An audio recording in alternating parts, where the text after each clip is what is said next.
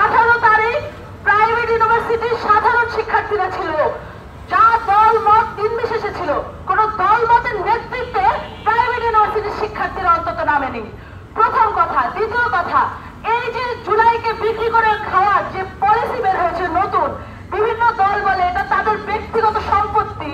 আমি স্পষ্ট এবং খুবই জোরালো ভাবে বলতে চাই যে জুলাই কারো সম্পত্তি না।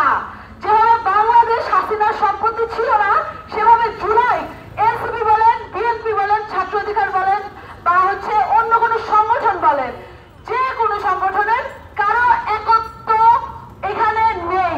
এবং এখানে সাধারণ জনগণের যে পরিমাণ ত্যাগ আছে, সেই পরিমাণ ত্যাগ যারা অস্বীকার করে তাদেরকে আজকে থেকে আমরা অস্বীকার করলাম। সিটিকে যখন আক্রমণ করা হয়, আক্রমণের টাইমে ব্র্যাক ইউনিভার্সিটির ছেলেপেলে থেকে বেশি ভূমিকা পালন করেছিল ইস্ট ওয়েস্ট ইউনিভার্সিটির ছেলেপেলেরা।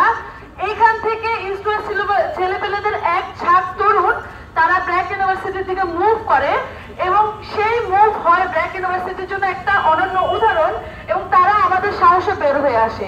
এই জন্য অবশ্যই 18 তারিখের আন্দোলনের প্রথম দফার যে আক্রমণাত্মক মনোভাব বা মানুষের যে আক্রমণাত্মক জায়গা থেকে যে ইউনিভার্সিটির নাম প্রাইভেটে প্রথম এবং স্বর্ণাক্ষরে লেখা থাকা উচিত, সেটি হচ্ছে ইস্ট ওয়েস্ট ইউনিভার্সিটি। আমরা বলতে পারি যে সেই 10 তারিখ থেকে শুরু করে রাজনৈতিক ভাবে হোক অরাজনৈতিক ভাবে হোক প্রত্যেক মুহূর্ত আমরা ইস্ট ওয়েস্ট ইউনিভার্সিটি পুরো আন্দোলনে যুক্ত ছিলাম, এবং এই আন্দোলনে যারা সম্মুখ সারিতে ছিল তাদের প্রত্যেককে ইস্ট ওয়েস্ট ইউনিভার্সিটির আজকে সম্মান জানানোর প্রয়োজন ছিল।